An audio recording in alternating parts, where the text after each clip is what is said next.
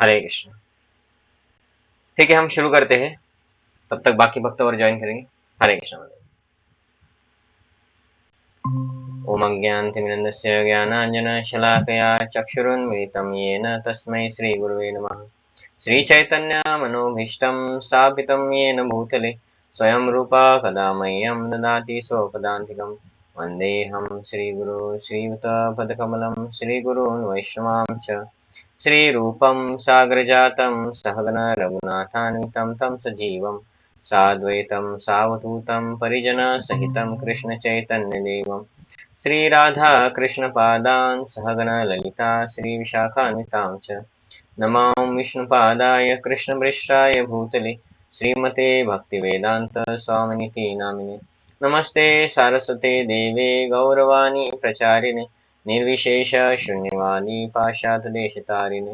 नमो महावदन्याय कृष्णप्रेमप्रदायते कृष्णाय कृष्णचैतन्य नामिने गौरपिषे नमः। हे कृष्णा करुणा सिंधु दीनबंधु जगतपते गोपेश गोपिकाकांत राधाकांत नमोस्तुते। सप्तकांचन गौरांगी राधे वृंदावनेश्वरी वृषभानुसुते देवी प्रणमामि हरिप्रिये।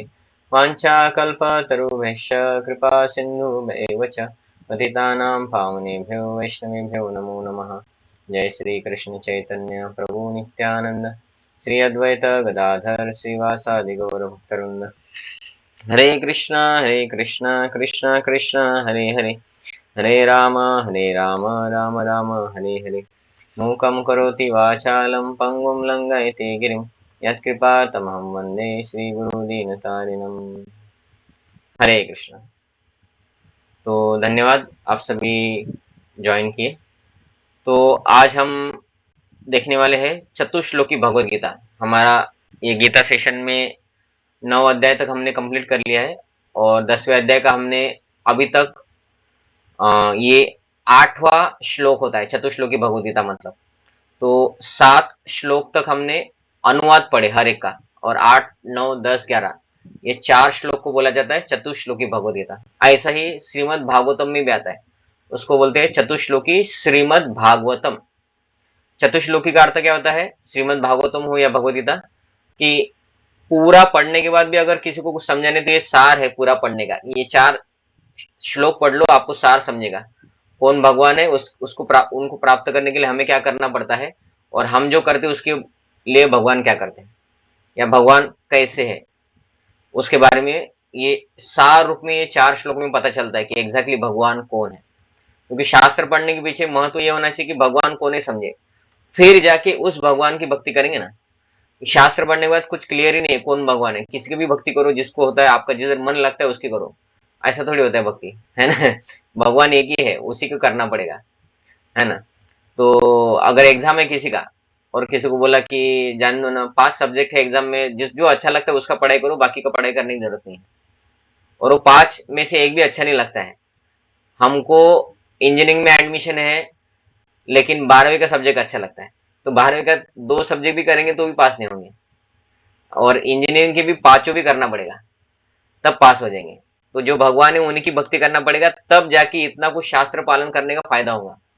नहीं तो अगर आपको भगवान कौन है वो पता नहीं है और आप कितना भी बड़ा तपस्या कर लो, उससे आपको भगवान नहीं मिलेंगे।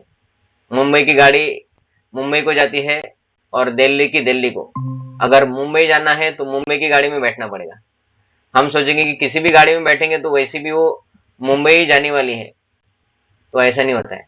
मुंबई जाना है तो मुंबई की गाड़ी में बैठना पड़ेगा। तो भगवान जो है उनको शास्त्रों से समझ के उन्हीं की भक्ति करना पड़ेगा, तब जाके शाश्वत जीवन प्राप्त होगा, भगवत धाम जाना, अन्यथा नहीं।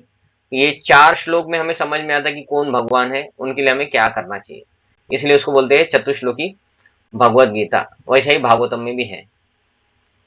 तो ये श्लोक है ये अहम सर्व, ये भगवत गीता। आपको अगर कोई पूछा चतुश्लोकी भगवत गीता कौन सा है, तो कौन सा है ये, भगवत गीता का चतुश्लोकी भगवत गीता पूछे तो भगवत गीता का 10वां अध्याय 8 नंबर का श्लोक।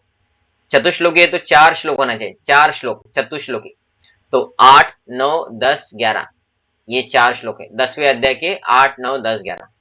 ठीक है, आपको याद रहने के लिए। तो ये श्लोक इस प्रकार से है, अहम सर्वस्य प्रभो मत्तः सर्वं प्रवर्तते इति मत्वा भजन्ते मां बुधा भाव समन्वितः। तो इसमें भगवान क्या बोल रहे हैं?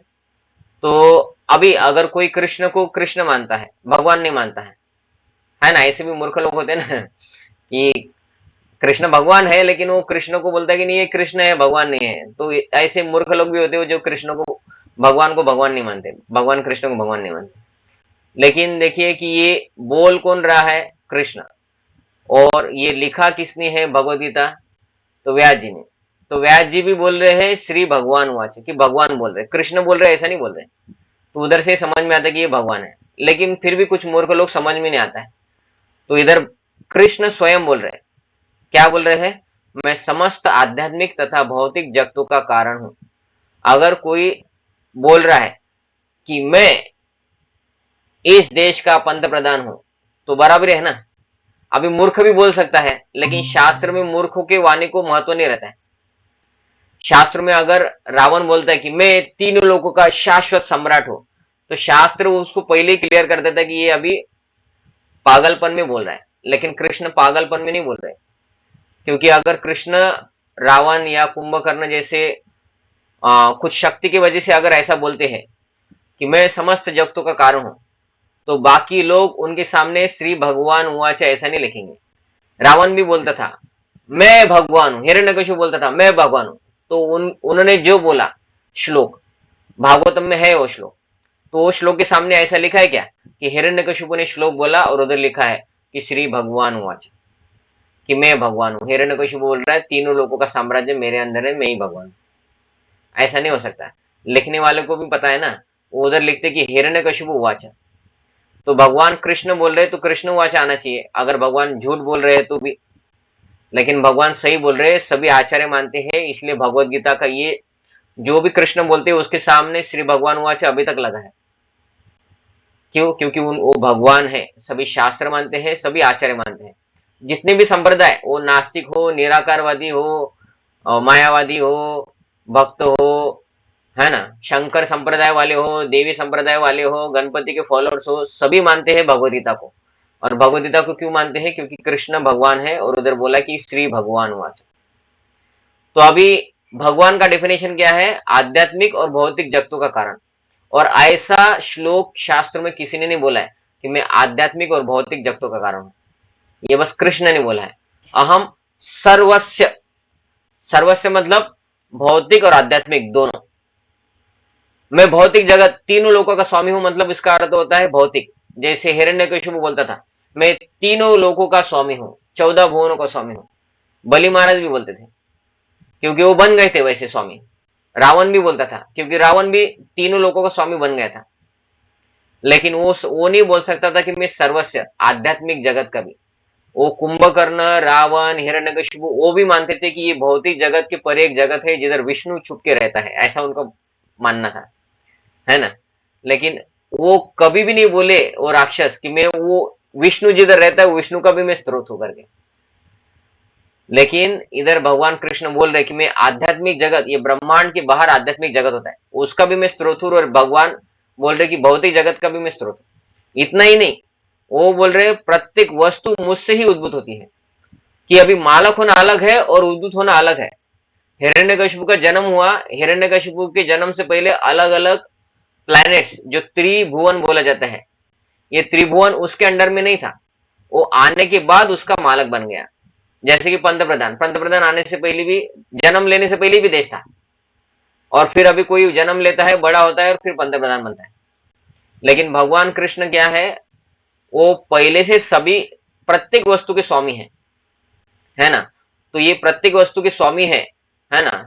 मत्त सर्वम प्रवर्तते, सब कुछ मुझसे ही आता है, प्रत्येक वस्तु मुझसे ही आती है। ये बाकी कोई नहीं बोल सकता, हिरण्यकशिपु भी नहीं बोल सकता, रावण भी नहीं बोल सकता, और शंकर जी ब्रह्मा जी भी नहीं बोल सकते, इवन विष्णु भी नहीं बोल सकते, क्योंकि ये कृष्ण से आता है। और प्रत्येक वस्तु कृष्ण से आती है ऐसा कृष्ण बोल सकते हैं, क्योंकि विष्णु भी कृष्ण से आते हैं। लेकिन कृष्ण के पहले कुछ भी नहीं था, कृष्ण के बाद सब कुछ है, तो कृष्ण बोल सकते हैं मेरे बाद भी विष्णु आते हैं। तो प्रत्येक वस्तु में विष्णु भी आते हैं, तो विष्णु भी कृष्ण से आते हैं, इसलिए कृष्ण बोल सकते हैं कि प्रत्येक वस्तु मुझसे आती है। तो इधर से प्रूव होता है कि कृष्ण ही भगवान है। तो चतुश्लोकी भगवत गीता का पहला श्लोक में ही प्रूव होता है कि भगवान कृष्ण है करके। ऐसा नहीं कि इससे पहले भगवान ने किधर बोला नहीं, इससे पहले बहुत सारे श्लोक बोले, लेकिन इसको क्यों बोला जाता है, क्योंकि ये 4 श्लोक कंटिन्यूअस है। और इससे पहले कौन से श्लोक में फिर भगवान कृष्ण ही है पता चलता है। तो एक श्लोक है जिसका जो आता है 7वें अध्याय का 7 नंबर श्लोक, ये है अहम सर्वस्व। वो है कि मत नहीं, मेरे ऊपर वो कोई नहीं है। उसमें क्या बोलते हैं भगवान, मैं भी भूल गया, 7वें अध्याय का 7वां श्लोक। मत्त परतरम नान्यत् मत परतरम नान्यत्, हाँ, मत परतरम नान्यत्। तो भगवान क्या बोलते हैं, मत परतर न अन्यत्, मेरे परे और कुछ नहीं है। मतलब सब कुछ जो होता है शुरू मेरे बाद ही होता है। तो भगवान कृष्ण इधर क्या बोल रहे हैं, 7वें अध्याय के 7वें श्लोक में ही बोल दिए भगवान ने कि मत पर तर न अन्यत्, मेरे ऊपर और कुछ भी नहीं है। उधर से भी प्रूव होता है। 10वें अध्याय से पहले अलग अलग जगह भी भगवान ने बोला ही ऐसा कि मैं ही मेरे से ही सब कुछ आता है। 9वें अध्याय में भगवान ने ब्रह्म ज्योति के बारे में बोला था कि ब्रह्मणो ही प्रतिष्ठा हम, कि ब्रह्म ज्योति की स्थापना मेरे ऊपर होती है। मतलब क्या है, मेरे बाद ब्रह्म ज्योति, और ब्रह्म ज्योति के बाद ब्रह्म भौतिक सृष्टि तैयार होती है। तो ऐसे बहुत सारे श्लोक पहले भी बोल चुके हैं, लेकिन इसमें भगवान ने क्लियर कर चुका है सब कुछ ऐसा। तो ये श्लोक से समझ में आता है कि भगवान कृष्ण ही है करके, और कोई भगवान नहीं है। लेकिन क्या है, जो बुद्धिमान यह भली भांति जानते हैं। मतलब बुद्धिहीन व्यक्ति इसको नहीं जानते हैं, अच्छे से नहीं जानते। वो भगवद गीता पढ़ते हैं, बोलते ठीक है हम सनातनी है, कृष्ण भी है, लेकिन भगवान तो विष्णु है बोलते हैं। हाँ सॉरी, वो बोलते भगवान तो गणपति है या शंकर जी है या देवी है, या कुछ कुछ लोग बोलते मैं ही भगवान हूँ। ये और मूर्खता है, बोलते मैं भी भगवान आप भी भगवान। अरे कैसे भगवान, बारिश होता है तो ठंडी लगता है, गर्मी होता है तो हमको कूलर की जरूरत पड़ती है, हम कैसे भगवान, गजानन महाराज है ना। गजानन महाराज भी, तो गजानन महाराज स्वयं ने नहीं बोला था गजानन महाराज ने, लेकिन ये लोगों ने उनको भगवान बना दिया।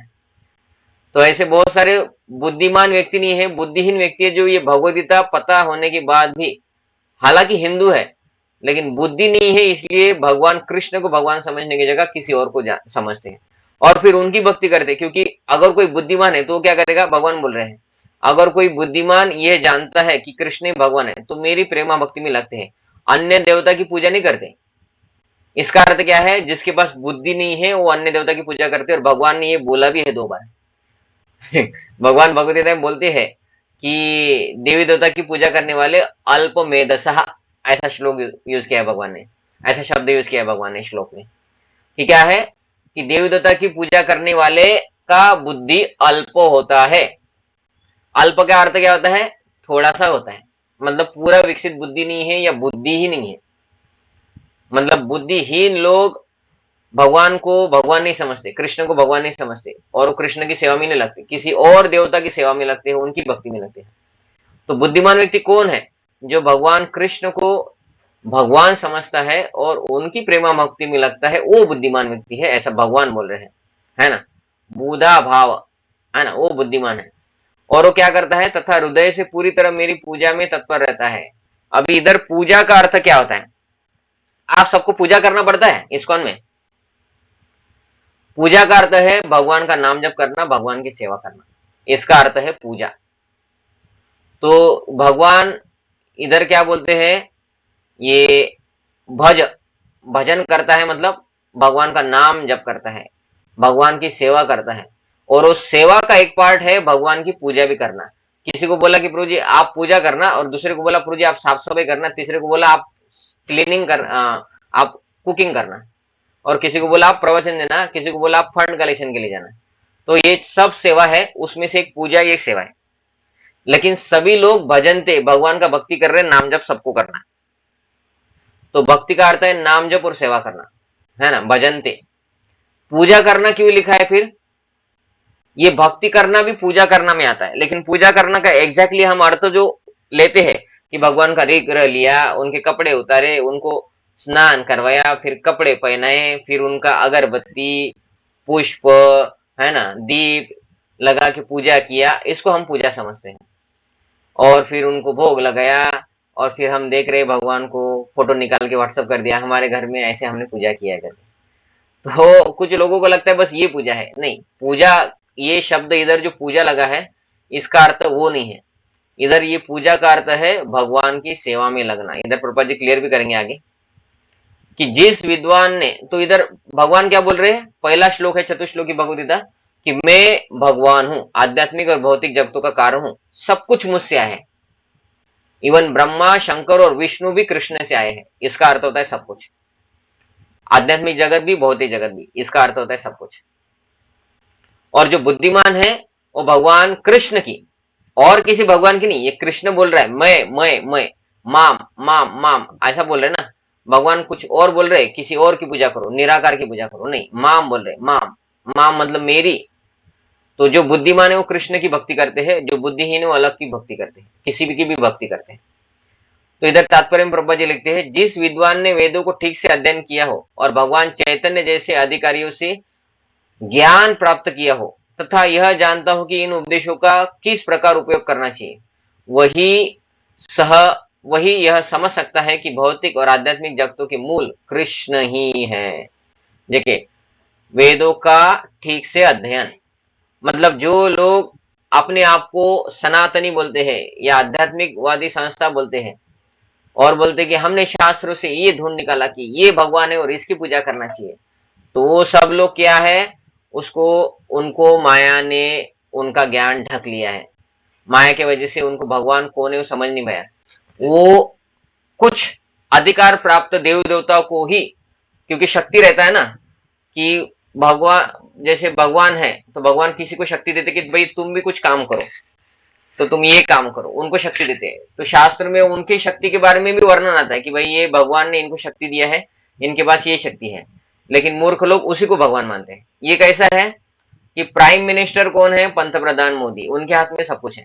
लेकिन प्राइम मिनिस्टर क्या करता है, हर एक राज्य का एक मुख्यमंत्री बनाता है, और मुख्यमंत्री के अंडर में भी हर एक गांव रहता है ना, खेड़े गांव बोलते हैं मराठी में, गांव रहता है, तो गांव का एक सरपंच रहता है। तो कुछ पागल लोग क्या बोलेंगे, सरपंच के हाथ में ही सब कुछ है, सरपंच ही भगवान है, सरपंच ही प्राइम मिनिस्टर है। तो ये ऐसा है क्यों, क्योंकि हमको जो भी चाहिए गांव में हम सरपंच को बोलते हैं और सरपंच कराता है। हमारे गांव में रोड बनवाना था, सरपंच ने करवा दिया, फ्री में लोगों को संडास बनवा के दिए, है ना।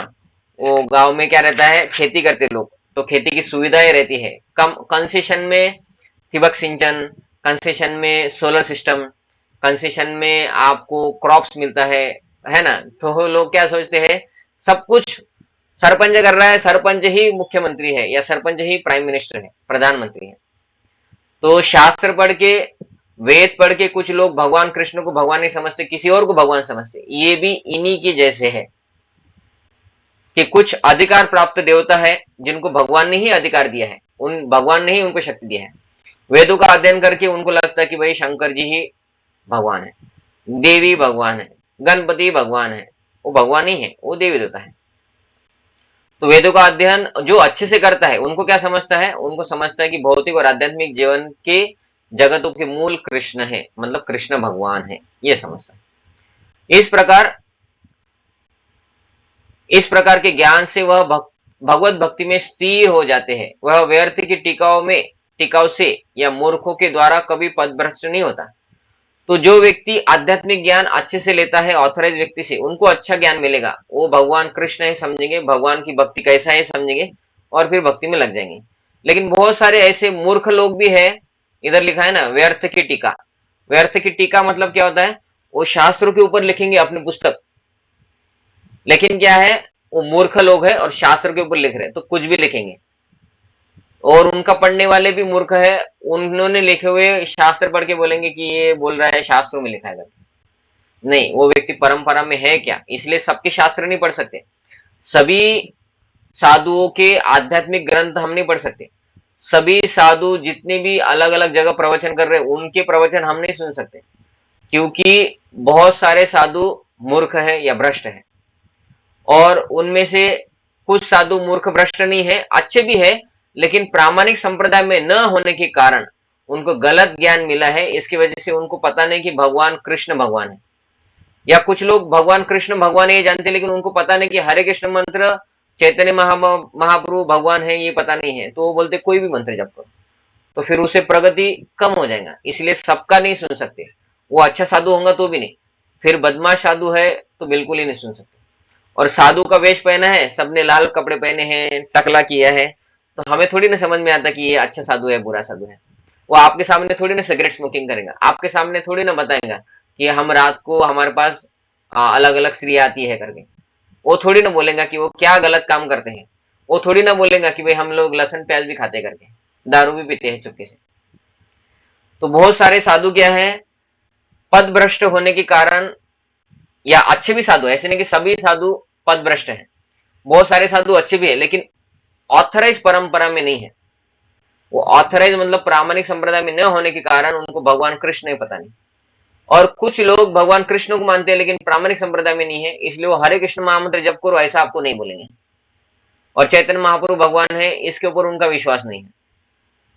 क्यों? क्योंकि प्रामाणिक संप्रदाय में नहीं है।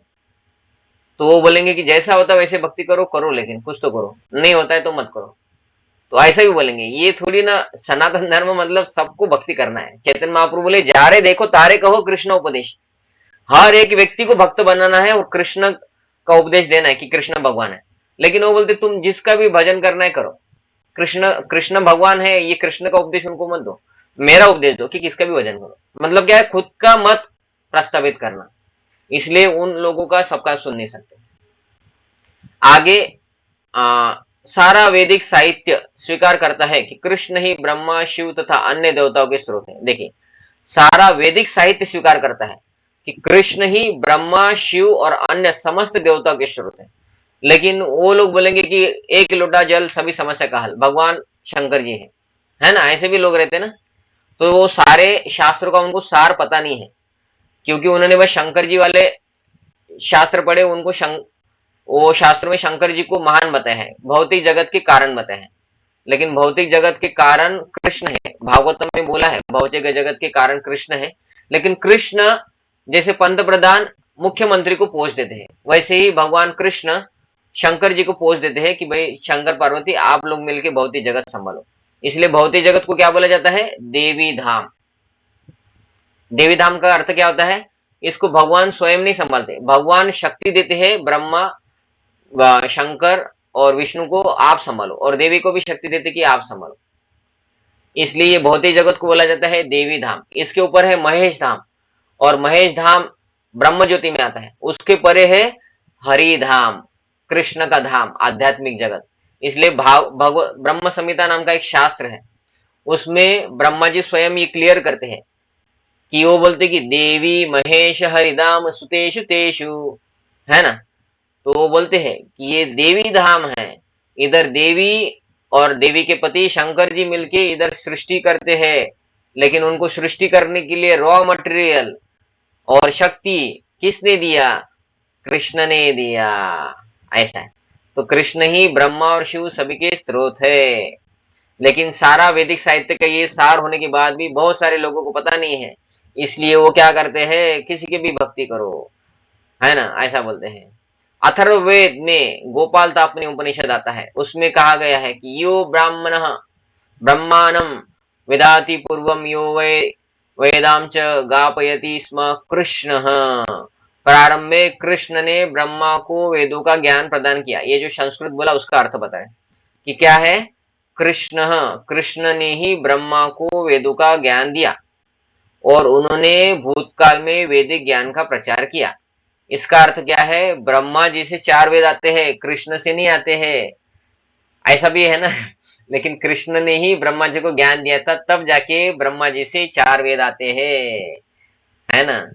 तो वो जो एक राक्षस आए थे, 2 राक्षस आए थे, उनको भगवान, वो ब्रह्मा जी ट्रांस में थे, योग निद्रा जैसा था ब्रह्मा जी, और ब्रह्मा जी वेद गाए जा रहे थे और 2 राक्षस आए मधु कैटप, और उन्होंने ब्रह्मा जी जो वेद गा रहे थे उनको चोरी कर लिया। Cyber crime, first cyber crime, दिमाग से चोरी कर लिया सब शास्त्र, उसको बोलते हैं साइबर क्राइम। जैसे अकाउंट से लोग हैक करके पैसा चुराते, वैसा वो पहला साइबर क्राइम, उन्होंने डेटा चुराया था। क्या चुराया था? 4 वेद चुराए थे ब्रह्मा के दिमाग से, और भगवान फिर आए हयग्रीव अवतार लेके और मधु कैटभ को मार दिया। तो 4 वेद ब्रह्मा से आते हैं, लेकिन ब्रह्मा भी वो 4 वेदों की रक्षा नहीं कर सकते, भगवान कृष्ण ही देते हैं, उनको शक्ति देते हैं, और वो फिर आगे जाके अलग अलग जगह पर प्रचार होता है, लेकिन देने वाले भगवान कृष्ण है। प्रारंभ में कृष्ण ने ही ब्रह्मा को ज्ञान दिया।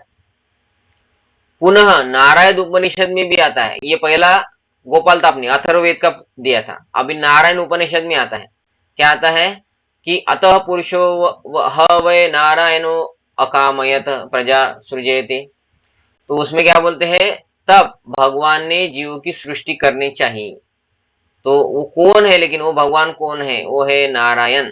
नारायण मतलब कृष्ण को भी नारायण बोला जाता है, और फिर विष्णु को भी नारायण बोला जाता है, लेकिन जितने भी विष्णु हैं उन सभी के आदि नारायण कौन है, उनके आदि विष्णु कौन है, तो कृष्ण है। और आप अगर भागवतम पढ़ेंगे तो भागवतम में बहुत सारी जगह है, एक जगह भीष्म में डायरेक्ट बोलते हैं कि ए शवे नारायण भगवान, ऐसा बोलते हैं। कृष्ण को बोलते कि भाई पांडवों, तुमको लग रहा है कि ये तुम्हारा आत्या का लड़का है, बुआ का लड़का है कृष्ण, तुम कभी कभी उनको बोलते कि भाई 18 दिन हमारे पास ड्राइवर नहीं, गाड़ी चलाओगे क्या, वो तुम्हारा ड्राइवर बन के आता है। तुम बोलते भाई पांडव को थोड़ा शांति दूत बन के जाओ, ये करो, वो चला जाता है। ये भगवान कृष्ण है, आद्यो नारायण पुमान, ये नारायण के भी आदि है, नारायण के भी स्रोत है। ये सबसे पहले नारायण तो ये ही है, सबसे पहला विष्णु ये कृष्ण है, उनके बाद बाकी सब विष्णु आते हैं, नारायण आते हैं। ऐश्वय भगवान साक्षात, ये भगवान है, आद्यो नारायण, ये आदि नारायण है। ये कृष्ण तुम्हारा आत्या का लड़का नहीं है ना, तुम्हारा बुआ का लड़का नहीं है, ये भगवान है। तो ब्रह्मा जी बोल रहे हैं, शंकर जी बोल रहे हैं, अलग अलग ऋषि मुनि बोल रहे हैं, है ना। ब्रह्म और सबसे ज्यादा आयुष्य जीने वाले 450-60 साल जीने वाले भीष्म देव, वो भी बोल रहे हैं, है ना, कि वो भगवान कृष्ण है करके। तब भगवान ने जीव की सृष्टि करनी चाहिए। आगे उपनिषद में कहा गया है, उसी नारायण उपनिषद में कहा है, नारायणात ब्रह्म जायते, नारायणात प्रजापति जायते, नारायणात इंद्र जायते, नारायणात अष्टवसो जायते, नारायण नारायण एकादश, एकादश ये शब्द, एकादश रुद्र जायते, नारायणात द्वादश आदित्य। तो वो क्या बोल रहे हैं, नारायणात ब्रह्मा जायते, जायते मतलब जन्म लेते हैं, नारायण से ब्रह्मा जन्म लेते हैं, ठीक है। नारायणात प्रजापति प्रजायते मतलब प्रजापति उत्पन्न होते, नारायण से ही प्रजापति उत्पन्न होते। नारायणात इंद्रो जायते, नारायण से ही इंद्र तैयार होते हैं। नारायणात दष्टो वसो, तो दष्टो ये नारायण से ही ये वसु तैयार होते, लेकिन वसु कितने हैं, दष्टो 8 वसु है। जायते, जायते मतलब जन्म लेते हैं। नारायणात एकादश रुद्रो जायन्ते, जायन्ते मतलब जन्म लेते। रुद्र, कितने रुद्र है, शंकर जी कितने हैं, एकादश, 11 शंकर जी है, 11 रुद्र होते, वो शंकर जी के रुद्र अवतार माने जाते हैं, वो 11 होते।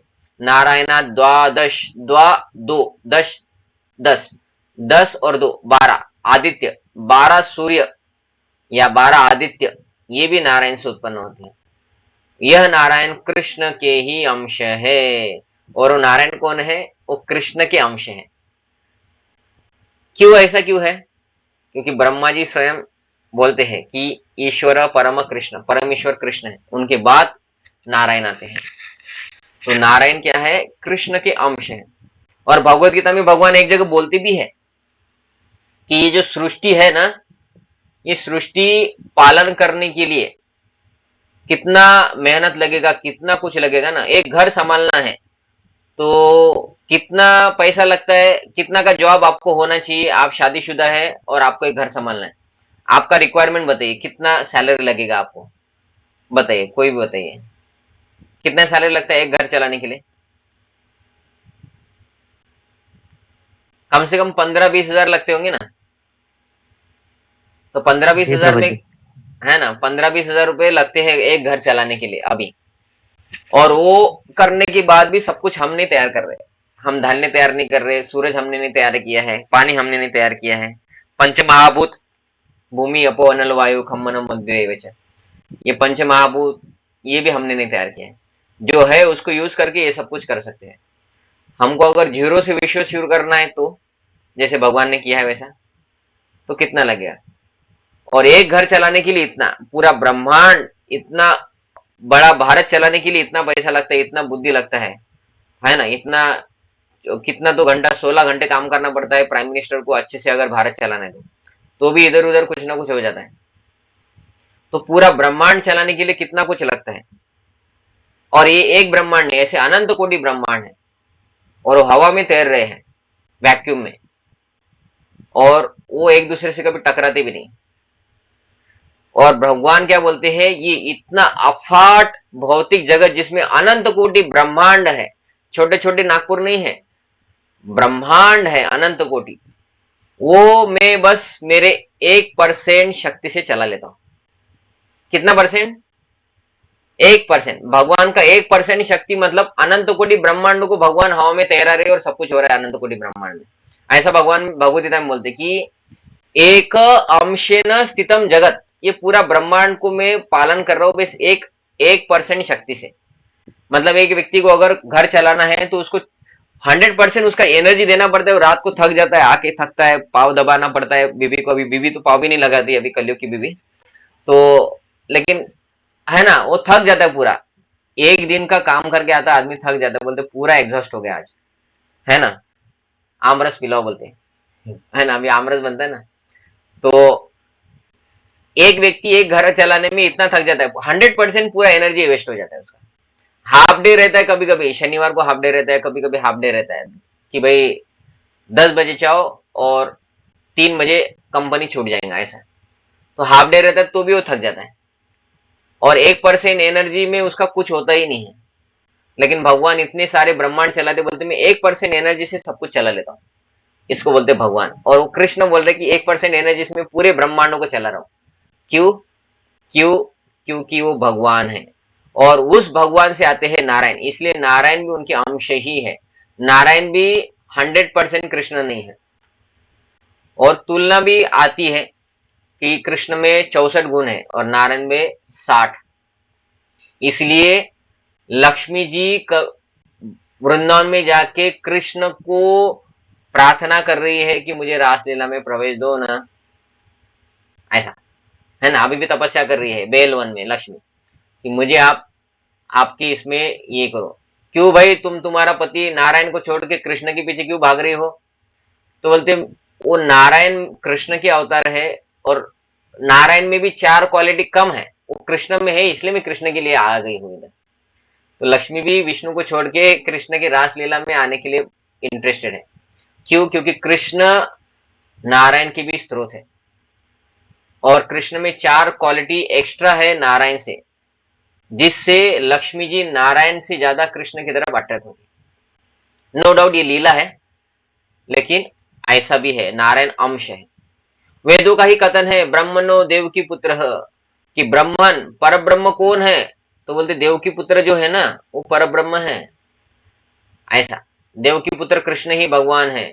पर ब्रह्म भगवान कौन है? तो देव की पुत्र है। देखिए नारायण उपनिषद में ही बोला है। आगे तब यह कहा गया है, एक वे आसीन ब्रह्मा न ईशानो न अपि नाग्नि समो नेमे दावा पृथ्वी न नक्षत्राणि न सूर्य। क्या बोल रहे हैं? न मतलब नहीं थे बोल रहे हैं।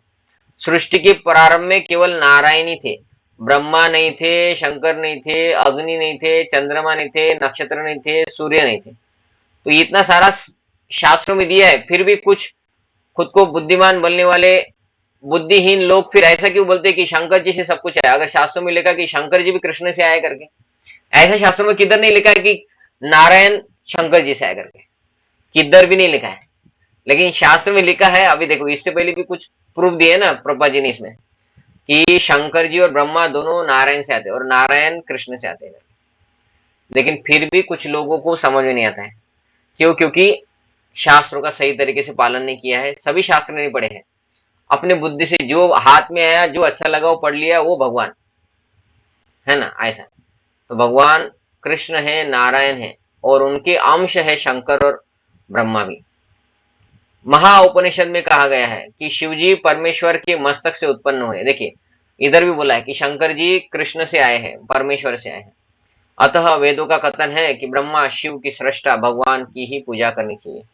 तो जिनके कोई स्रोत है, मतलब वो भगवान नहीं, जो स्रोत है वो भगवान है। तो जो स्रोत है वो भगवान है, तो भगवान की सेवा करनी चाहिए। जो उससे उपज हुई है उसकी सेवा करनी चाहिए, भगवान की करना पड़ेगा ना। ऐसा मोक्ष धर्म में कृष्ण कहते हैं, मोक्ष धर्म में कृष्ण क्या कहते हैं? प्रजापतिम च रुद्र चाप्यहम सुजामि वै, तो ही माम न विजानी तो मम माया विमोहित। मम माया विमोहित, मेरी माया से विमोहित होते। क्या बोल रहे हैं? कि मैंने प्रजापतियों को, शिव तथा अन्य को उत्पन्न किया। स्वयं कृष्ण बोल रहे कि मैंने ही उत्पन्न किया प्रजापति को, और शंकर जी को भी मैंने ही उत्पन्न किया, है ना। तो देखिए अलग अलग कितने सारे शास्त्रों का उदाहरण दिया जा रहा है। किंतु वे मेरी माया से मोहित होने के कारण यह नहीं मानते हैं कि मैंने ही उन्हें उत्पन्न किया। लेकिन शंकर जी को भी कभी कभी लगता है कि भाई ऐसा वो बोल रहे, भगवान बोल रहे हैं। लेकिन अभी ये भगवान की बोलने की बात है, शंकर जी भी बोलते हैं कि भाई कृष्ण ही भगवान है। तो ये वराह पुराण में और आगे कुछ कहा है, क्या है कहा? नारायण परो देवस तस्मात् जात चतुर्मुख। चतुर्मुख मतलब चार मुख वाले ब्रह्मा, है ना। तो तस्मात् रुद्रो अभवत्य देव सच सर्वज्ञतागतम। वो क्या बोल रहे हैं कि नारायण परदेव, नारायण परदेव, परदेव मतलब उनके परे और कोई नहीं, वही परे है सबके, मतलब वो भगवान है, नारायण भगवान है। फिर तो बोलते तस्मात् जात चतुर्मुख, उनसे चतुर्मुखी ब्रह्मा उत्पन्न हुए। तस्मात् रुद्र, फिर रुद्र उत्पन्न हुए, मतलब ब्रह्मा के बाद रुद्र उत्पन्न हुए। और ये भागवतम में भी स्टोरी आता है कि भगवान कृष्ण ने विष्णु रूप में ब्रह्म, पूरे ब्रह्मांड को उत्पन्न किया। फिर भगवान उधर गर्भदक्ष विष्णु बैठ के लेट गए। भगवान की नाभि से कमल आया, कमल से ब्रह्मा जी आए। भगवान ने ब्रह्मा जी को ज्ञान दिया, ब्रह्मा जी ने सृष्टि तैयार करना शुरू किया। पहले चार कुमार आए, चार कुमार को बोला भाई शादी कर लेना, बेटे बेटे संभालना, बड़ा होना। वो बोले भाई बड़ा होके शादी करना पड़ता है, हम बड़े होंगे ही नहीं और हम शादी ही नहीं करेंगे। ब्रह्मा जी को गुस्सा आ गया, बोलते बच्चों को जन्म क्या फिर इस्कॉन में भर्ती करने के लिए दिया है क्या? ऐसा बोले ब्रह्मा जी। ब्रह्मचारी बनाने के लिए दिया है क्या बच्चों को? शादी करने के लिए बच्चों को जन्म दिया है।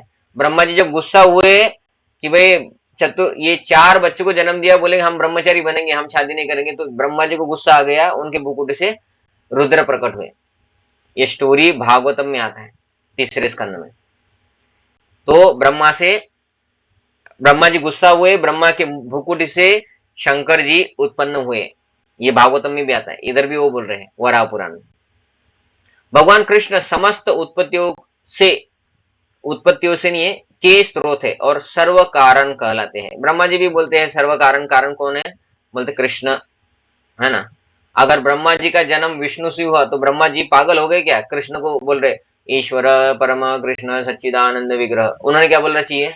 उनका जन्म हुआ विष्णु से, उन्होंने बोलना चाहिए ईश्वर परम गर्भोदक्षाय विष्णु, ऐसा बोलना चाहिए, क्योंकि गर्भोदक्षाय विष्णु से उनका जन्म होता है, नाभि से। ईश्वर परम गर्भोदक्षाय विष्णु सर्व कारण कारणम, अनादिरादिर गर्भोदक्षाय विष्णु, है ना, सर्व कारण कारणम, ऐसा बोलना चाहिए। वो बोलते हैं कि विष्णु भी नहीं बोलते, गर्भोदक्षाय विष्णु नहीं बोलते, वो बोलते कृष्ण। तो ऐसा कैसा? क्योंकि ब्रह्मा जी को सब शास्त्रों का ज्ञान है कि भाई ये विष्णु भी कृष्ण से आए हैं और कृष्ण सबके कारण के कारण है, इवन कृष्ण विष्णु के भी कारण है। इसलिए ब्रह्मा जी गलती नहीं कर रहे ब्रह्म संहिता बोल के इस ईश्वर परम कृष्ण, नहीं, ब्रह्मा जी पागल थोड़ी हो गए।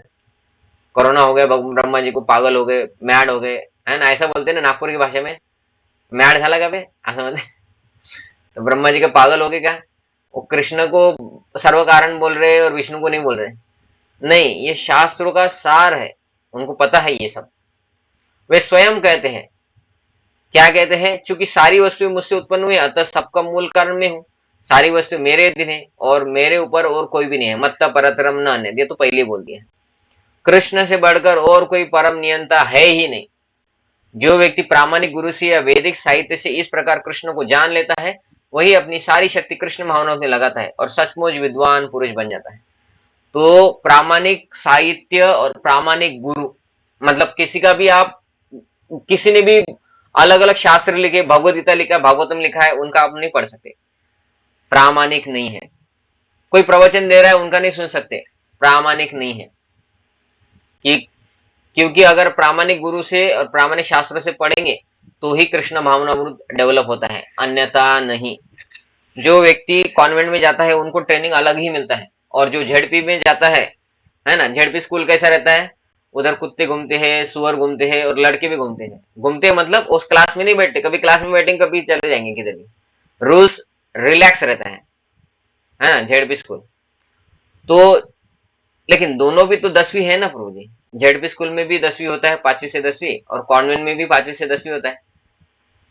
लेकिन कॉन्वेंट में बहुत नियम रहता है, क्लासेस करना होता है, आप क्लास में नहीं गए तो घर में फोन जाता है, पेरेंट मीटिंग होती है, पेरेंट्स को स्कूल में बुलाते हैं कि भाई आपका लड़का एक महीने में 4 दिन गैर था, अब्सेंट था, इनके मार्क्स देखो, इतना पढ़ाई करने के बाद भी उसको 60% भी नहीं गिर रहे हैं। ऐसा पेरेंट्स, इतना स्ट्रिक्ट रहता है ना कॉन्वेंट स्कूल, या सेमी इंग्लिश हो गया, या अच्छे अच्छे स्कूल ऐसा रहता है। तो उधर नियम रहते हैं, लेकिन उसके बाद व्यक्ति बहुत नियम वाला बन जाता है और विद्वान भी बनता है ना। लेकिन वो फिर भी भौतिक है। लेकिन प्रामाणिक का उसके साथ हम कंपैरिजन करें कि प्रामाणिक संप्रदाय ये होता है, इसलिए हम किसी का भी नहीं सुन सकते। हालांकि हमें लगे कि भक्ति कर रहे हैं, कृष्ण का भी भक्ति कर रहे हैं, लेकिन नहीं होता है, भक्ति होता ही नहीं है। तो उस अगर अच्छे से भक्ति करना है तो प्रामाणिक संप्रदाय इस्कॉन से ही सुनना पड़ेगा, या ब्रह्म मधो गौड़े संप्रदाय जिसको हम बोलते हैं उससे, या चार संप्रदाय। लेकिन चार संप्रदाय में भी हम ब्रह्म मधो गौड़े संप्रदाय को ही बोलते हैं, क्योंकि चैतन्य महाप्रभु के बारे में ब्रह्म मधो गौड़े संप्रदाय को ही पता है। बाकी चार संप्रदाय डायरेक्ट कृष्ण के उपासक नहीं है, और उनको कृष्ण पता, चैतन्य महाप्रभु पता नहीं है। इसलिए चैतन्य महाप्रभु जब साउथ इंडिया गए थे गोपाल भट्ट गोस्वामी के घर, तो गोपाल भट्ट गोस्वामी छोटे लड़के थे, तब उनके पिताजी से वो बोलते भी हैं चैतन्य महाप्रभु कि कृष्ण सबके स्रोत है, लेकिन वो विष्णु को मानते हैं। तो बाद में उनको फोर्स नहीं करते चैतन्य महाप्रभु, ठीक है बोलते तुम्हारा फिलोसफी अच्छा है, लेकिन चैतन्य महाप्रभु स्वयं उनको बोल के आते हैं कि भाई तुम्हारी लक्ष्मी कृष्ण के पीछे पड़ती है करके, क्योंकि कृष्ण स्रोत है। ऐसा चैतन्य महाप्रभु खुद बोले थे ये सब। तो इसकी तुलना में अन्य लोग जो कृष्ण को ठीक से नहीं जानते, मात्र मूर्ख सिद्ध होते हैं। इसलिए जो ब्रह्म मधो गौड़ी संप्रदाय, उसी से हमने प्रवचन कीर्तन या क्लासेस सुनना चाहिए। केवल मूर्ख ही कृष्ण को सामान्य व्यक्ति समझेगा। कृष्ण महान व्यक्ति को चाहिए कि मूर्खों द्वारा मोहित न हो, और उसे भगवत गीता की समस्त अप्रामाणिक, देखिए इधर लिखा है प्रभुपाद जी ने, भगवत गीता ही है लेकिन अप्रामाणिक टीकाओं और व्याख्याओं मतलब क्या होता है, कोई प्रवचन दे रहा है तो भी से दूर रहना चाहिए, और दृढ़ता पूर्वक कृष्ण भावनामृत में अग्रसर होना चाहिए। कोई भी व्यक्ति अध्यात्म के ऊपर कोई कुछ बोलता है, या कृष्ण के ऊपर बोलता है, या रामायण के ऊपर बोलता है, तो हम नहीं सुन सकते उसका। ये प्रभुपाद जी ने बोला है। इसके अलावा एक जगह और भी जगह प्रभुपाद जी लिखते ही है कि बाहर के लोग जो भगवत गीता भागवतम का पालन भी कर रहे हो, लेकिन 16 वाला जप नहीं कर रहे, उनसे नहीं सुनना है ना। क्योंकि वो अगर इतने बड़े भक्त है तो फिर जप क्यों नहीं करते, मतलब उनका भक्ति हमसे कम है। तो हमसे जिनका भक्ति कम है उनका सुनने से हमारा भक्ति बढ़ेगा क्या, बताइए बढ़ेगा क्या। कि जो चौथी पढ़ा है, हमें उनसे क्या सीखना है, पीएचडी और जॉब लगना सीखना है, और हम ऑलरेडी 10वीं में हैं, और हम बोलेंगे कि चौथी वाले से सीखेंगे हम। ऐसा होता है, लेकिन चौथी वाला भी सिखा सकता है ना कुछ ना कुछ, तो ऐसा नहीं होता है। तो हम ऑलरेडी 16 माला करते हैं, 4 नियमों का दृढ़ता से पालन करते हैं, लहसुन प्याज नहीं खाते हैं, बाहर का किसी के भी हाथ का होगा तो भी हम अगर पॉसिबल है तो 16 माला वालों के हाथ का खाते हैं। हालांकि बाहर के लोग भी बोलेंगे कि भैया हम आपके लिए बिना लहसुन प्याज का बना देंगे, तो हम क्या खा लेंगे क्या फिर बाहर। अभी इस्कॉन मंदिर में रहते हैं हम, लेकिन हम बाहर जाके किसी का भी लहसुन प्याज का नहीं बनता इसलिए खा लेंगे, जैन वाला खा लेंगे, ऐसा है क्या। नहीं, हम तो ट्राई करेंगे कि भाई इस्कॉन में ही खाएंगे, या 16 माला वालों के हाथ का खाएंगे, या तो 2 मालों का हाथ का तो भी खाएंगे। बाहर वाले लोग तो वो नियम भी फॉलो नहीं करते, वो तो किसी का भी हाथ का खा लेंगे, तो उनका नियम हमसे कम है। तो ये डायरेक्ट कैलकुलेशन भी है कि उनका भक्ति भी हमसे कम है। तो उनसे हम सीखेंगे क्या फिर, क्या सीखेंगे, कुछ नहीं। तो फिर प्रवचन सुन के क्या करेंगे उनका, तो कुछ फायदा ही नहीं होगा हमको, तो हमारा भी टाइम वेस्ट हो रहा है फिर। इसलिए प्रवचन भी इस्कॉन के जो लोग करते हैं उनसे सुनना चाहिए। हम जो पुस्तकें पढ़ते हैं वो भी इस्कॉन के जो लोगों ने लिखा है उनसे ही सुनना है, क्योंकि बाहर बहुत सारे लोग आध्यात्मिक है, कृष्ण संप्रदाय वाले भी है, कृष्ण के हैं भक्त, लेकिन वो गौड़ीय वैष्णव नहीं है, वो चैतन्य महाप्रभु को नहीं मानते हैं, वो हरे कृष्ण महामंत्र को नहीं मानते हैं, तो उनका नहीं सुन सकते हैं, ऐसा प्रभुपाद जी का बोलना है। ठीक है, एक ही इसमें हमारा बहुत सारा समय चला गया, क्योंकि ये चतुश्लोकी, दिस इज सार, तो प्रभुपाद जी ने इसका सात तात्पर्य भी बहुत ध्यान से लिखा होगा, इसलिए हम तात्पर्य पूरा पढ़ रहे हैं। ठीक है, बाकी का हमने तात्पर्य पूरा पढ़ा नहीं था, आपको भी याद होगा हम स्किप करते थे, तात्पर्य को थोड़ा थोड़ा पढ़ के आगे बढ़ते थे, लेकिन ये चतुश्लोकी है, प्रभुपाद जी ने इसका तात्पर्य बहुत सावधानी से लिखा होगा, क्योंकि ये सार है, चतुश्लोकी भगवत गीता है। मच्चित्ता मद्गत प्राणा बोधयन्तः परस्परम कथयन्तच्च माम नित्यम तुष्यन्ति च रमन्ति च। और एक बात देखिए, कोई प्रवचन करने वाले होंगे बाहर के लोग, लेकिन वो अन्य लोगों के प्रवचन नहीं सुनते होंगे, लेकिन हमारे इसमें देखिए कोई भी प्रवचन करता हो वो दूसरे प्रवचनकर्ता का सुनता ही है। पता है आपको, ये सब पता है ना आपको? हमारे मंदिर में कितने जी सारे प्रभु जी। प्रवचन होते हैं, बहुत सारे भक्त प्रवचन करते हैं। हमारे इस्कॉन में कितने सारे लोग भागवत कथा करते हैं, बहुत सारे करते हैं। फॉर एग्जाम्पल आनंद प्रभु करते हैं, है ना, परम पूज्य लोकनाथ स्वामी महाराज करते हैं, अलग अलग महाराज लोग करते हैं। तो ये महाराज होने के बाद भी किसी और के प्रवचन सुनते हैं, मतलब क्या है, अभी भी उनके अंदर नम्रता है, वो अलग लोगों के प्रवचन सुनते हैं कि हमारे ज्ञान में वृद्धि हो। क्यों? क्योंकि जो भक्त है उनसे सुनने से हमारा भक्ति बढ़ता है। हालांकि वो शुद्ध भक्त है, लेकिन फिर भी प्रवचन क्यों सुन रहे हैं? क्योंकि उनको पता है कि सुनना भक्ति है। और आपको अगर पता है नहीं है, जो लोग अभी बाहर या ऑनलाइन में इधर उधर बहुत सारे भागवत गीता के क्लास लेते हैं, प्रवचन करते हैं, लेकिन गौड़ीय वैष्णव नहीं है, और 16 माला जप नहीं करते हैं, या लहसुन प्याज का नियम उनका स्ट्रिक्ट नहीं है, वो लोग बाकी लोगों का प्रवचन नहीं सुनते, वो खुद का प्रैक्टिस करते रहते अपना, कि भाई अगली बार प्रवचन बहुत अच्छे से करना है, इसके लिए क्या करना है करके, खुद की भक्ति की प्रगति के लिए नहीं करते हैं। इसलिए उनका उनके भागवतम में, उनके 7 दिन के सप्ताह में या कथाओं में बहुत सारे लोग रहते हैं, हजारों लोग बैठते हैं, लेकिन वो उनका भक्ति उतना अच्छा नहीं है जितना गौड़ीय वैष्णव का है, क्योंकि Gaudiya Vaishnav are the direct followers of Chaitanya Mahaprabhu, है ना, वो चैतन्य महाप्रभु के फॉलोअर्स है गौड़ीय वैष्णव, इसलिए भी वो बाहर के लोगों का हमें नहीं सुनना चाहिए। इधर भगवान भगवद गीता में क्या बोल रहे हैं, दूसरा चतुश्लोकी का श्लोक है, बोल रहे मत चित्ता, मेरा चिंतन करते हैं, मदगत प्राणः, उन्होंने मुझे ही अपना प्राण बना लिया है, बोधयन्तः परस्परम, एक दूसरे से कथा श्रवण करते हैं, बताते हैं, एक दूसरे को कृष्ण का उपदेश बोलते हैं। देखो भगवद गीता में भगवान बोल रहे कि किससे सुनना है, जो लोग दूसरे भक्तों के सुनता है उनसे सुनना चाहिए। भगवान क्या बोलते हैं, बोधयंत परस्परम, एक दूसरे से, परस्पर मतलब एक दूसरे से मेरी कथा सुनते हैं, कथा करते हैं। ऐसा नहीं कि मैं बस कथा करते ही रहूंगा, ये कथा होने के बाद वो कथा, वो होता होने के बाद वो कथा, और मैं किसी का सुनूंगा ही नहीं, है ना। तो भगवान क्वालिटी भी बता रहे किनसे सुनना चाहिए, कथयंतच्च माम नित्यम, मेरी हमेशा कथा करते रहते हैं, है ना, और तुष्यंती च रमंती च, और इसी में उनको अच्छा लगता है।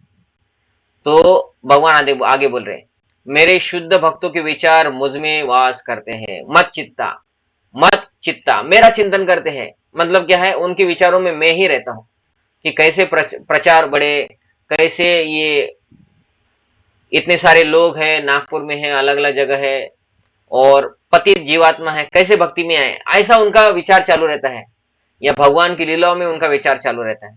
तो ऐसे अभी के जो हमारे प्रेजेंट आचार्य वर्ग है इस्कॉन के, तो ये सभी जितने भी महाराज है ये शुद्ध भक्त है, और कुछ लोग महाराज नहीं है फिर भी शुद्ध भक्त है। फॉर एग्जाम्पल जैसे राधेश्याम प्रभु जैसे लोग हैं, कितने सारे लोग हैं ऐसे कि वो महाराज नहीं बने हैं, लेकिन वो शुद्ध भक्त है, क्योंकि उनके विचार बस इसी के लिए रहते हैं। हमारा कैसा रहता है, हमारा रहता है कि भाई अरे 10 मिनट बाकी है, 9 बजे प्रसाद है ना, हमारा विचार ऐसा रहता है कि टाइम पे प्रसाद के लिए जाना पड़ेगा, नहीं तो प्रसाद नहीं मिलेगा, फिर हम भूखे रह जाएंगे, फिर एसिडिटी हो जाएगा, है ना, हमको पैसा नहीं आया किधर से तो घर नहीं चलेगा, ऐसा हमारे विचार ऐसे चालू रहता है ना।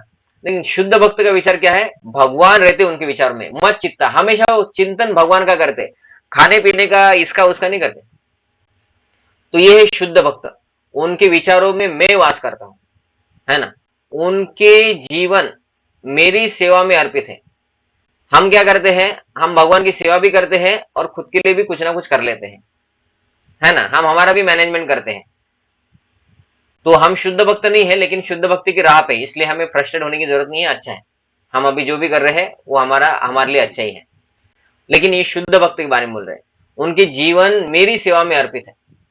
और क्या करते हैं वो आपके भक्त? वे एक दूसरे से ज्ञान प्रदान करते हैं। देखो इधर भगवान ने बोला है कि किससे सुनना है? जो दूसरों से भी सुन रहा है ना। तो इसलिए जो ऑनलाइन कथा में लोग रहते हैं वो किसी का नहीं सुनते हैं, वो अपना अपना करते हैं या थोड़ा बहुत इधर उधर से सुनते हैं ताकि अपनी कथा में वो बताएं। अपने जीवन में भक्ति में प्रगति करने के लिए नहीं, अपने कथा को और अट्रैक्टिव बनाने के लिए सुनते हैं। तो इसलिए ऑनलाइन किसी का भी आप प्रवचन सुनेंगे तो भक्ति नहीं बढ़ेगा। ऐसा आपको ऑथराइज व्यक्ति से सुनना पड़ेगा, जो 16 माला करता है, 4 नियम का पालन करता है, लहसुन प्याज नहीं खाता है, चाय नहीं पीता है ना, जो आपसे उन्नत भक्त है भक्ति में। ऐसे लोगों से सुनना ही पड़ेगा। और बाकी लोग जो ऑनलाइन इधर उधर कथा कर रहे हैं लेकिन उनका लहसुन प्याज का नियम स्ट्रिक्ट नहीं है, चाय का नियम स्ट्रिक्ट नहीं है, 16 माला तो करते ही नहीं है, 16 माला का तो नियम ही नहीं है उनकी। इसमें उनका नियम क्या है? कथा करो, पैसे कमाओ। तो इसीलिए उन लोगों से हम सीखेंगे तो हमारे जीवन में भी वही आएगा कि भाई भक्ति से पैसा आना चाहिए। मेरे विषय में बातें करते हुए परम संतोष और आनंद का अनुभव करते हैं, भक्ति करने में ही उनको आनंद आता है। ये है शुद्ध भक्त। तो इसमें ये जो 2 श्लोक हो गए अभी कि अहम सर्वस्व प्रभो, भगवान खुद के बारे में बोल रहे हैं, मत्त सर्वम प्रवर्तते। और ये दोनों श्लोक में क्या बोल रहे हैं कि मेरे भक्त क्या करते हैं? बोलते मुझे जानकर इति मत्वा भजन्ति माम, भक्त मेरा भजन करते हैं। इसमें क्या बोला? भक्त मेरे बारे में एक दूसरे से कथा श्रवण करते हैं, मेरा चिंतन मनन करते हैं, मेरी सेवा के बारे में सोचते हैं। तो भगवान ये 2 श्लोकों में बोल रहे हैं कि मेरे भक्त क्या करते हैं, ठीक है। और इसके आगे के 2 श्लोक जो है 4 श्लोक में से, उसमें भगवान बताएंगे कि मैं उनके लिए क्या करता हूं। आज वो उधर नहीं जाएंगे, आज भगवान क्या करते हैं वही बताएं, मतलब हमें वो करना है ना। क्योंकि शुद्ध भक्त बनना है, मतलब भगवान बोले शुद्ध भक्त क्या करते हैं, तो हमें वो करना है। क्या है शुद्ध भक्त के लक्षण? तो इधर बोला है क्योंकि हमें शुद्ध भक्त बनना है तो ये लक्षण हमें पता होना चाहिए। हमें ट्राई करना है कि ऐसा हम करें। वे निरंतर भगवान की दिव्य प्रेमा भक्ति में रमे रहते हैं, मतलब भगवान की सेवा में उनको आनंद आता है, ठीक है। अभी हमें तो नहीं आता है, हमें थोड़ा सोना भी चाहिए, खाना भी चाहिए, थोड़ा यूट्यूब पे इधर उधर बोर होते तो वीडियो भी देखना है हमें, है ना। और खाने में भी हमको आमरस चाहिए, है ना। हम तो रात को भी आम काट के खा लेंगे सोने से पहले, है ना। कल ही हमने खाया, डेविड प्रभु ने और हमने सोने से पहले आम काट के खाया, फिर सो गए तो हम शुद्ध भक्त है ही नहीं। डेविड प्रभु होंगे शुद्ध भक्त है, डेविड प्रभु, मैं तो नहीं हूं, है ना। तो हमारा जीवन ऐसा है, लेकिन हम भगवान की सेवा के बारे में नहीं सोचते। हम भगवान की सेवा के होने के बाद भी सोचते कि भाई चलो सेवा होने के बाद आम खाएंगे करके है ना। तो हमारा मन क्या है? भगवान के चरण कमल में लगता ही नहीं। और कृष्ण के भक्तों के क्या होता है? उनका चरण कमल से हटता नहीं है ना। तो ये है शुद्ध भक्त। तो हमें भी वो करना है अभी, है ना। वे दिव्य विषयों की ही चर्चा चलाते हैं। हम क्या चर्चा चलाते हैं कि कितने बॉम्ब फोड़े भाई इस इंडिया ने, है ना। अभी फोड़े ना, सुतड़ी बॉम्ब फोड़े ना पाकिस्तान ने, है ना। इतने बॉम्ब फोड़े, ये हुआ, कौन जीता, क्रिकेट का क्या हुआ, है ना। हमारा चिंतन मनन भगवान के साथ इसका भी चलता है। दिव्य विषय के बारे में हमारा चलता है। ऐसा नहीं कि हमारा हम भक्त है फिर भी नहीं चलता है, नहीं, हमारा चलता भी है, लेकिन हर एक विचार दिव्य के लिए नहीं है।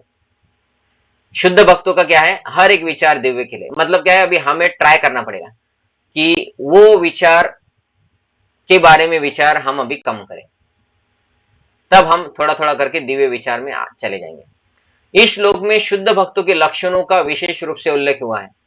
शुद्ध भक्त के लक्षण है मत चित्ता मदगत प्राणा, भगवान का ही चिंतन करते हैं। भगवत भक्त परमेश्वर के गुणों तथा लीलाओं के गान में अनिश लगे रहते हैं। गान में मतलब बताने में या सिंगिंग में, कीर्तन में लगे रहते हैं। भगवान के गुण और लीला, नाम रूप गुण लीला, चार बात वो करते रहते हैं। उनके हृदय और आत्माएं निरंतर कृष्ण में निमग्न रहती है, भगवान में ही रहता है उनका, और वे अन्य भक्तों से भगवान के विषय में बातें करने में आनंदानुभव करते हैं। भगवान के बारे में कथा करने के लिए उनको अच्छा लगता है, ऐसा ये है शुद्ध भक्त। इसलिए हमें भी अभी भगवान की कथा करने में, है ना, भगवान के बारे में जानने के लिए अच्छा लगना चाहिए। अभी हम उतना प्रवचन करने के लिए एक्सपर्ट नहीं होंगे, लेकिन सुनने के लिए तो भी हमें होना चाहिए एटलीस्ट। हम गा नहीं सकते, कर नहीं सकते, तो सुनने के लिए तो कर सकते ना। नहीं कर सकते तो भी हमें जाके जिधर प्रवचन चले उधर जाके बैठना चाहिए, और एक कुछ फिक्स टाइम होना चाहिए दिन में, इतना तो होना ही चाहिए। जैसे हमारा जो नियम है कि सुबह 1 घंटा प्रवचन सुनना ही होना चाहिए। अगर आपको कुछ सेवा नहीं है तो, सेवा है तो ठीक है, आपका जॉब है तो ठीक है, तब जॉब को जाना पड़ता है। लेकिन फिर अगर सुबह नहीं टाइम मिल रहा तो फिर दोपहर को वो होना चाहिए। लेकिन श्रवण हर एक के लिए कंपलसरी है, जैसे 16 माला कंपलसरी वैसे श्रवण सबके लिए कंपलसरी है ना। तो हम कर नहीं सकते भगवान का नाम रूप गुण लीला का गान, प्रवचन नहीं कर सकते, सुन सकते हैं ना। हर एक व्यक्ति सुन सकता है जिनको भगवान ने कान दिए हैं। इसलिए कान भगवान ने दो दो दिया है कि भाई एक कान से सुनो, अगर आपका ईयरफोन ये बंद है तो इससे तो सुनो एटलीस्ट, है ना। ऐसा है क्या? नहीं, भगवान ने बोला 2 कान इसलिए दे कि दोनों काने से सुनो, ज्यादा सुनो, है ना। तो नाम रूप गुण लीला के बारे में हमको रोज सुनना ही पड़ेगा। एक मुख है लेकिन रोज खाते हैं, वैसे 2 कान है तो रोज 2 बार तो भी सुनना पड़ेगा, लेकिन एटलीस्ट एक बार अभी नियम बना सकते हैं। और भविष्य में क्या करना पड़ेगा? अहरनिश, है ना, इधर लिखा है ना अहरनिश, मतलब 24 घंटा भगवान के बारे में सुनना, कथा करना, उनके बारे में बात करना। ये भक्ति की प्रारंभिक अवस्था में वे सेवा में ही आनंद उठाते हैं। देखो इसलिए बोला जाता है जो नए नए लोग आते हैं उनको सेवा में लगाना चाहिए। नए लोगों को बोलेंगे कि भाई 64 माला जप करो, वो पागल हो जाएंगे, है ना। उनको बोलेंगे कि लहसुन प्याज छोड़ दो, आज ही छोड़ दो, है ना, आज ही मंदिर में शिफ्ट हो जाओ, तुम क्या जॉब कर रहे हो सब कुछ छोड़ दो, मंदिर में शिफ्ट हो जाओ तुम। तो नहीं, नए लोगों को सेवा में लगाना चाहिए। वो जो कर रहा है करो, लेकिन मंदिर में आके सेवा करो। आप फिजिकल कर सकते तो बहुत अच्छा है, नहीं कर सकते तो एटलीस्ट आप क्या बोलते हैं कि मेंटली रहता है ना, मैनेजमेंट करो भगवान के लिए, कुछ डोनेशन दो। क्योंकि आप फिजिकल सेवा कंपनी में करो, उसका डोनेशन इधर दे दो, तो वो भी थोड़ा बहुत फिजिकल सेवा का 10% आ गया इधर, तो 10% आपने फिजिकल सेवा मंदिर का किया, ऐसा हो जाता है ना। क्योंकि कंपनी में आपने 10 घंटा रोज, ऐसा कितना होता है, शनिवार रविवार को छुट्टी पकड़ेंगे तो 24 दिन हम पकड़ेंगे, और 2 सैटरडे संडे छोड़ दिए तो, है ना। सेकंड सैटरडे फोर्थ सैटरडे छुट्टी, तो 4 संडे और 2 शनिवार, 6 दिन छुट्टी हो गया। तो 24 घंटा आप 24 दिन आपने जॉब किया कंपनी में, हर दिन 8 या 10 घंटा जॉब किया, तो 24 दिन का 10 घंटा कितना हो गया? 240 घंटा आप कंपनी का सेवा कर सकते हैं कंपनी में जाके। तो 240 दिन आप कंपनी का सेवा कर सकते हैं, लेकिन 2.4 2 घंटा 40 मिनट भगवान का सेवा नहीं कर सकते। तो फिर 2 घंटा और 40 मिनट आप भगवान का सेवा करने का प्रयत्न कीजिए, और 2 घंटा 40 मिनट मतलब 240 घंटा आपने कंपनी का सेवा किया, तो उसका 10% कितना हुआ? 2 घंटा 40 मिनट। तो 240 घंटे सेवा करने का आपको 30,000 रुपये मिल रहा है, तो उसका 10% कितना हो गया? 2 घंटा 40 मिनट, 10%। तो 10% आप भगवान की सेवा के लिए दे दो, ऐसा। लेकिन सेवा भी करना है। और आप, ये मैं 10% कम बोला हूँ, प्रभुपाद जी का जो नियम है वो 50% है। प्रभुपाद जी, रूप गोस्वामी, है ना, उपदेशामृत पढ़ा होगा आपने, उसमें बोला है 50% देना चाहिए। तो उतना हम नहीं एक्सपेक्ट करते, तो एटलीस्ट थोड़ा देना चाहिए, क्योंकि वो कंपनी में सेवा करके जो पैसा है वो भगवान की सेवा में लगा, indirectly your physical service is being render to lord, ऐसा हो जाता है कि आप भगवान का फिजिकल सेवा कर रहे हैं इनडायरेक्टली, ऐसा भी उसका अर्थ हो जाता है। और आपका पैसा भगवान की सेवा में लगा तो पैसा शुद्ध हो गया। बेस्ट है आप पैसा भी दो, इधर आके फिजिकल कुछ सेवा करो। माताएं हार बनाती है, कुकिंग करते हैं, प्रभु जी लोग साफ सफाई करते हैं, है ना। हमारे डेविड प्रभु हर दिन मंदिर का रात को साफ सफाई करते हैं 1 घंटा, है ना, है आपको पता नहीं होगा इसलिए बता रहा हूँ। रोज रात को हम तो सो जाते हैं, कभी कभी 9 बजे सो जाते हैं, प्रभु जी रात को सेवा करे बगैर सोते नहीं है। और उसके बाद कभी कभी उनका जब रहता है, क्योंकि उनको कंपनी में जाना पड़ता है, अलग अलग जगह टूर करने के लिए जाना पड़ता है कंपनी के कामों के लिए, तो उनका माला रहता है, तो रात को आके साफ सफाई करके फिर कभी कभी वो माला करके सोते हैं, है ना। तो ऐसे भी भक्त है हमारे इसमें। तो ये सेवा में आनंद उठाना, शुरुआत में फिजिकल सेवा बहुत होना चाहिए। इसलिए हम भी देखो, हम हमारा तो 4 दिन हफ्ते में सुबह सेवा रहता है, चैंटिंग नहीं करते लेकिन सेवा करो बोलते, आप नए लोगों को पहले सेवा ही करो, जब बाद में करना। इसलिए हम जब बाद में करते हैं। तो सेवा करने से मन लगता है। हम जब कर रहे हैं तो हम ट्राई करते हैं मन को भगवान की सेवा में लगाना और हाथ को लगाने के लिए। लेकिन जब हम सेवा करते हैं तो हमारा मन ज्यादा लगता है सेवा में। आपको भी अनुभव है, कितने लोगों को अनुभव है सेवा करते हो मन ज्यादा लगता है चैंटिंग से भी ज्यादा, है ना? चैंटिंग से ज्यादा मन लगता है ना सेवा में। क्यों? क्योंकि पूरा शरीर भी भगवान की सेवा में लग रहा है, और मन चैंटिंग में जितना मन लगता है उससे ज्यादा मन सेवा में लग रहा है। इसलिए हम जैसे नए लोगों के लिए ये शरीर और मन शुद्ध करने के लिए, क्योंकि हमारा स्टार्टिंग में शरीर और मन ज्यादा लगता है सेवा में, तो फिर जिधर ज्यादा लगता है मन और शरीर उधर ज्यादा लगाना ही पड़ेगा, वो ज्यादा सेवा करना पड़ेगा। इसलिए फिजिकल सेवा करना ही पड़ेगा। नो डाउट अभी कुछ भक्त वयस्कर होते हैं, मतलब वयोवृद्ध है, तो उनका फिजिकल सेवा उतना नहीं रहता है, तो उनका जितना होता है वो उतना आके करती ही है। लेकिन वो ज्यादा मन लगाने के लिए सेवा बहुत हेल्प करता है, फिजिकल सर्विस। इसलिए ऐसा देखा जाता है कि बहुत सारे लोग बूढ़ा होने के बाद भी कुछ ना कुछ फिजिकल सेवा करते हैं इस्कॉन में। कुछ भी होंगे, वो चरणामृत देंगे, बूढ़े हो गए इसलिए अभी ज्यादा कुछ नहीं कर लेंगे तो चरणामृत देंगे। कुछ लोग क्राउड कंट्रोल करते हैं, इधर मत जाओ उधर मत जाओ ऐसा करते हैं। कुछ लोग फिजिकल सेवा में मैनेजमेंट में आते हैं, क्योंकि मैनेजमेंट में बहुत थक जाते हैं लोग। मंदिर का मैनेजमेंट करना आसान है क्या? घर में एक लड़का एक लड़की, उसको संभालो, खत्म करो। मंदिर में कितने सारे लोग हैं और बिना सैलरी वाले लोगों को कंट्रोल करना कठिन हो जाता है। घर में क्या है कि बच्चों को बोल सकते कि तुम, बच्चों को डर रहता है कि भाई पिताजी का सुना नहीं तो फिर हमको जब लैपटॉप चाहिए तो पिताजी नहीं देंगे लैपटॉप, है ना? ऐसा होता है ना एकनाथ प्रभु जी? तो लैपटॉप चाहिए ना बच्चों को कभी कभी। तो माता पिता के ऊपर आश्रित है तो माता पिता का सुन लेंगे, लेकिन मंदिर में तो 2000 लोग आते हैं और वो थोड़ी ना सुनेंगे आपका, इधर चप्पल उतारना नहीं करके, वो किधर भी उतारेंगे। है ना? तो आप उनको मार भी नहीं सकते हैं। तो उनका बहुत, मैनेजमेंट वालों का भी बहुत दिमाग खराब हो जाता है। तो लेकिन वो भी फिजिकल सेवा में जैसा थक जाते हैं वैसा थक जाते हैं। तो ये सब सेवा, शुरुआत में सेवा में ही हमको आनंद ज्यादा आता है। माला में हमको क्या होता है? नींद आता है। है ना? इसका अर्थ हम अभी तक ज्यादा उन्नत नहीं हुए, अभी भी हमको और फिजिकल सेवा करना चाहिए। तो परिपक्व अवस्था क्या है? परिपक्व अवस्था में वे ईश्वर प्रेम को प्राप्त होते हैं। मतलब जब वो सेवा कर करके उनके जीवन में माला भी करते, सेवा भी करते हैं, तब उनको बहुत सारा आत्म साक्षात्कार होता है और वो परिपक्व हो जाते हैं। ऐसा तब उनको ईश्वर प्रेम मिलता है। पहले सेवा है, लेकिन जब वे इस दिव्य स्थिति को प्राप्त कर लेते हैं तब वे सर्वोच्च सिद्धि का स्वाद लेते हैं। तब उनको अभी बस माला जप में बहुत आनंद आता है ना? जो भगवत धाम में प्राप्त होती है। देखो सर्वोच्च सिद्धि क्या है? भगवत धाम जाने में जो सिद्धि प्राप्त होती है वो इनको इधर ही प्राप्त हो जाती है। कैसे? पहले सेवा किया, जप किया, ऐसा। उसके बाद फिर उनको भगवान में ही आनंद आता है। ऐसा नहीं कि वो सेवा छोड़ देंगे, नहीं, उनको सेवा में भी आनंद आता है, लेकिन उनको लोग अभी बोलते कि आप मत सेवा करो, आप अभी बहुत बड़े भक्त बन गए, हम अभी सेवा करेंगे क्योंकि हम छोटे भक्त हैं। तो उनके अंदर अभी सेवा भाव खत्म नहीं हुआ है, लेकिन वो बाकी लोग उनको करने नहीं देते हैं, इसलिए वो नहीं करते हैं। भगवान चैतन्य दिव्य भक्ति की तुलना जीव के हृदय में, सॉरी 9:05 हो गए, मैं समय को देखा ही नहीं, तो यहाँ पे हम रुक जाते हैं, इसको हम बाद में कर लेंगे। तो आपका कुछ प्रश्न है तो आप पूछ सकते हैं। मैं टाइम देखा ही नहीं क्योंकि कंप्लीट करना था तो आगे बढ़ गया मैं। कुछ प्रश्न है आपका?